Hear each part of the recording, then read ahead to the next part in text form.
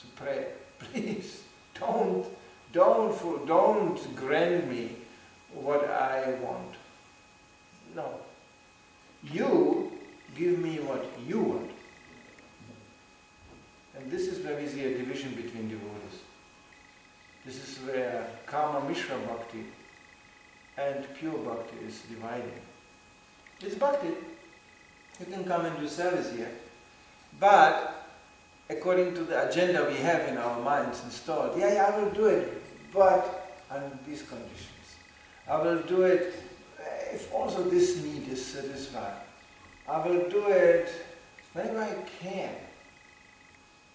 There's two kinds of conditioning we are encountering. The conditioning of our whimsical desire.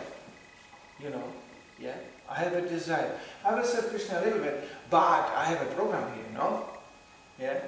That's my program. That's one. That's called Rasta. And then, and then there's also a karmically given situation. Let's say somebody comes and tries to serve, but he's mentally and physically handicapped. We all are mentally and physically handicapped to some degree. So let's say he cannot jump in a kirtan. Why? Because he has no legs. He cannot even speak very nicely. Why? Because he has not that much intellectual equipment. Or he's handicapped in all kinds of ways. But he's giving and trying to give whatever he can. Oh, that's what Krishna is. You cannot go to such a person and say, jump in kirtan, be happy. With what? He has no legs. I remember we had one man in Germany who was in a wheelchair like this.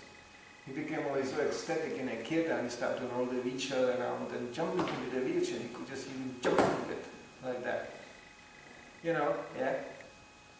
And he tried to really be part of it as much as he could. What could he do? You so have a conditioning. So Krishna sees not what we give, but he sees what we hide. And that's a challenge for each single one of us. How much more I could give. Not according to my idea, not according to my concept, but according to what is needed to be done. And we are all put into situations where we have to make the choice. Will I do what is needed, or will I do what I want? And self-spiritual master is important. He is the one. Because you cannot become independent from your mind and false ego with the help of the mind and false ego. It doesn't work. There has to be coming somebody from outside who just goes, give it up. And you go, this? But I was thinking it could be later used for Krishna. No, it's useless. Give it up. Spiritual master means give it up. Yeah, I thought I will utilize this gift I got for Krishna. It's useless. Give it up. If you don't have the readiness to accept this, don't accept the spiritual master. There are spiritual masters available, which one of my Guruvada classified as sofa gurus. Sofa. Because they are invited to the homes of the pious Kanishta-adhikaris who will offer them a sofa. They don't have a necessary sofa. And sit on a sofa, Guru Maharaj, yes. They will even wash his feet. Doesn't cost much, water is cheap. And then they will offer words of praise. Divine grace, you intimate associate of the gopis, please bless our home, bless our children, bless my material desires, bless it all. It's pious. And then the Guru just shuts up and doesn't say anything, endanger anybody's material concepts. It's a nice, giggling, friendly fellow. And they will give him a donation. And the rule of the game is very clear. If you don't bless all this here, no donation. So you want donation? Be nice Guru. Because a very nice disciple has a nice Guru. And aren't we all happy here? We are all happy. You are happy, you got your donation. And we are happy because you didn't say anything clearly what could threaten our material concepts. It's called Sofa Guru. My daughter said, that's exactly what I will not be. And he has some very good disciples who share the same conviction. Some people may even call him fanatical, because he is kind of pushing. He's pushing people out of their mental cavities into the daylight of Krishna consciousness. It's painful. Prabhupada did that. They always say, after he established a strong bond of love, first you love, then you can instruct. Where did Prabhupada say that?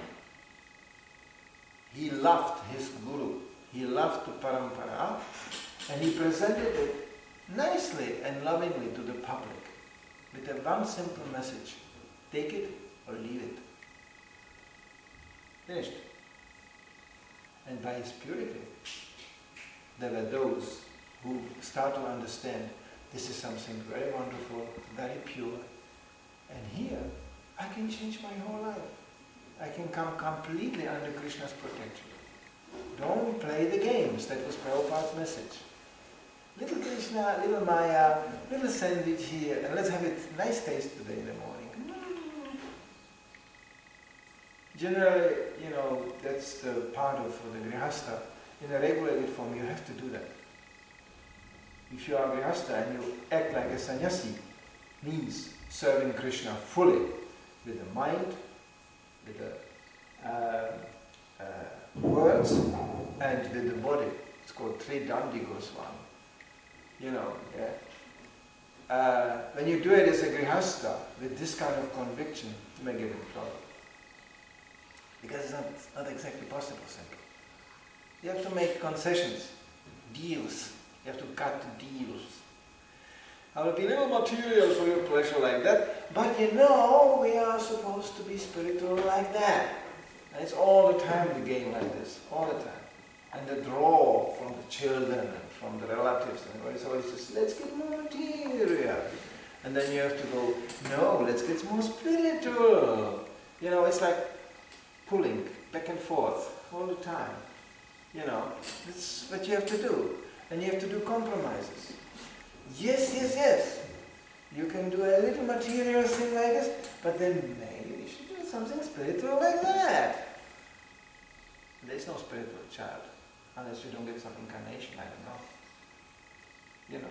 We don't see actual children. Of course, in India you can see there is such a deep culture, and the consciousness through generations, hundreds and hundreds of years, it's so devotionally motivated that people, you could say, almost automatically produce devotional children. I mean, I saw in India children, sometimes we get it in a door here, they just arrive from India. You see a 4-year-old child coming in, paying dandavat, and being so excited by the appearance of the deities as no grown-up people could do in the West. It's a very, very pious being. It's a devotee. Preferably, Prabhupada said, that's not very widely broadcasted, so he said it will take generations of devotees to produce such a children. I was 20 years or 40 years hippie, and now I became a devotee, and now I'm a devotional child with my hippie consciousness. It's still not, it's like a water running through a filter, it's not purified enough. So we have to see a little bit spreading Krishna consciousness more in the long term. The more we introduce the process, more people practice the process, the more cleanup comes and the more clarity of consciousness arises, hopefully arriving with the new generations of children, which will be already attracted by more purified parents, because you attract children, you don't make them. You attract them by your consciousness. So for Garbhadana, samskara is so important. The whole process of marriage is so important. Not this wishy-washy, putting, I like you, I like me, let's try it out. It's not going to work like this. This is all wishy-washy, let's have an experiment. Experiments with humans, It's like you put a mouse and a tiger together and think, maybe they will like each other in a cage. Maybe. And the tiger eats mouse and you go, well, it didn't work out. Let's try again. This kind of Western experimentation laboratory, this is not there in Vedic culture. There's no room for experiment. But there needs some people who are expert, people who are, needs a whole environment, the culture. So things don't get out of control as they go in the West all the time. It's a very serious issue, because it still goes under a lot of control. It's a material world. The whole Shastra has followed this, how careful this was done. Kshatriya and the mixture of castes and this. It was very carefully considered. Not to achieve the state of perfection, but to minimize the risk. Because it's risky. It's totally risky. You mingle male and female in the material world, of course it's risky. You never know what you get. So this is all so disturbing to spiritual life that sometimes people are just absurd with these issues and forget to talk about Krishna. Forget to talk about spiritual life. And then they declare it to be Krishna consciousness. I remember one of my brothers, even in advanced stage of his preaching, flipping out and say, I'm tired to discuss these social issues all the time. I just want to speak about Krishna and preaching. Those who actually are still interested in Prabhupada's mission get also tired of this. All these huge seminars and all these huge conferences, and how do you feel? He and she feels that, and he feels, I was raised in a generation where there was a simple message transmitted to me on the moment I walked into the temple door. How do you feel? Who cares? He has a mission. Serve. But I feel that I should, just to say this, that would be an explosion. I had my first Sankirtan leader who took me first day on Sankirtan. His name was Ramohan. He was a very, almost Scandinavian man of very few words, but he was a German too. So he was just always driving the car, and I was a new bhakta. I was going, Hare Krishna, Krishna, Krishna, Hare Rama, Hare Rama. And I said, I would like to ask a question. And I said something, probably something very, he just looked at me, I had an appearance when I joined, he always looked at me and went going, a typical Slavian softie, And then, and he just looked at me and said, come on, Prabhu, this is not the way. And that was it. That was the statement. He didn't even explain anything or something like that. He just cut me off, just shut up. And he parked the car, opened the door, gave me the books, and he said, Haribol. And he went to the shopping street. And that's it. There was not much introduction to Sankirtan, really. Because this was the mission. And that's what you do. And if you don't do it, then go to Mama. Simple. Nowadays we have so many departments in this. We are all in this category. And if you don't do, Vaishnava, fanatic. He didn't make. Because we are all chanting here the sweet name of Hare Krishna, Hare Rama. Do you feel the sweetness of the name? Well, I feel I'm getting hungry. Okay. How do you feel about being hungry? Well, I feel you should have some prasada. But how do you get prasada? I don't know.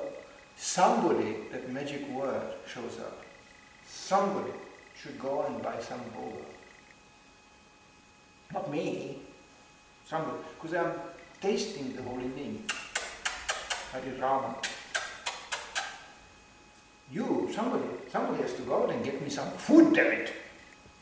Because I'm absurd. So, who's going to get the bhoga? Hey, can you get the bhoga? I don't know. I could get it. I have no money. Then comes a much more severe issue. Where do you get the money? Krishna will supply. We will just sit here going, Hare. Discussing different tunes in kirtan, while actually there is no money to buy bhoga. And Krishna goes, well, you can discuss the different tunes in kirtan, but there is still a little problem. There is no money to buy bhoga. Well, God will give those who worship Him. So let's worship Him by discussing the tunes in the kirtan and chanting Hare. Okay, let's do it. Still the question is, where is the money? And then comes the doubt. I'm chanting the seed, the right tune, and I'm discussing with other loving Vaishnavas what tune we should chant. And there's no money. It should drop like out of the altar, It should just, the pujari come in the morning, wake up the devotees, there's 1,000 krona. Great. Why is it not happening? Krishna doesn't supply to his devotees or what? Maybe he doesn't. Maybe it was all wrong. Bhagavad Gita gave the wrong information. Maybe I just become a materialist, get a job and make a good pile of cash. Bye-bye. That's called Kanishta Adhikar. Little service, not understanding really the conclusion. He goes out of the door and becomes a bus driver. Yeah! Big cash. Of course, it's not going to be much big cash either, It's a little secret. So that's how people lose faith in God, because they expect Him serving them. That's how they lose faith. No, they completely misunderstood the rules of the game. No, you serve Him. And service means, well, you do what He wants you to do. Not that you think, I will serve you, well, but only under these conditions, and hey, shape up and tell me some good instructions so I can feel good about it. I mean, I want instruction, please tell me. But only something. Then we are back to the sofa guru story. Don't threaten my material concepts. Don't try even to change what I'm doing, because I design myself like this. I'm no Vaishnava, I fully agree. Look at my tilak. I'm Vaishnava. But the way I think I'm Vaishnava, I'm Vaishnava. And this way we lose faith. Walk out of the door and everybody's out there running after some cash. Because Krishna didn't give it. Why? Because we misunderstood the whole thing. So the real surrender is no condition. Then Krishna goes, sure, of course, sure I will give it. He's already giving so much, even we are so conditioned. Why to speak? But just imagine, we would be less conditioned. What He can do. As geniusly He can empower people to get puffed up, as much He can empower them to be devotional. It's just a question of choice we make. So our problems and conditioning is just the result of our choice. As you surrender unto me, I reveal myself to you. It's your choice. The ball is in your court, yeah. So this is our problem. Not economical problem, not emotional problem, not psychological problem. The real problem is how much we are actually able to surrender to Krishna. And that should preferably, or that must preferably come through the medium of a spiritual master, who will say no to our material expectations. I guess we are doing right. Srila Prabhupada ki jai.